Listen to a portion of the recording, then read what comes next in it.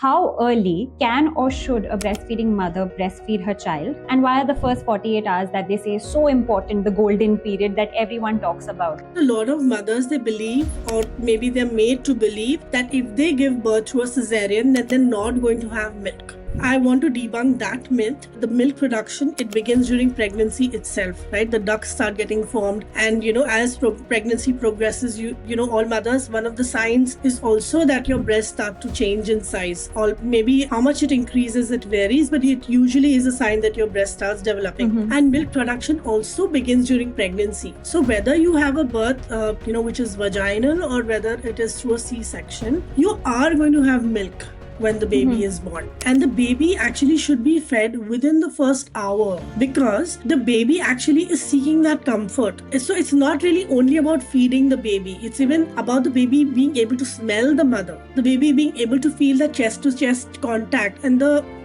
way the body is stabilizing to the heartbeat of the mother. Right. The baby is even co-regulating the temperature with the mother. So irrespective of the type of birth, the mother is going to have milk. And in case the mother is separated from the child for whatever medical procedures, if any, which can ideally also be done with the child being kept skin to skin, but in extreme cases, if there has to be mother and child separation, the child should not be kept on a bed. The child should be kept in close proximity to any human, because the heartbeat, the temperature, everything is co-regulated, because the human child is really not that evolved that it can survive, it just in absence of support or a care provider. So the first 48 hours, of course, definitely, but most importantly, the first 1 or 2 hours, the baby should get its first feed. It helps in the regulation of the sugar, it helps regulation, like I said, of the temperature of the baby, everything fits in just like a puzzle.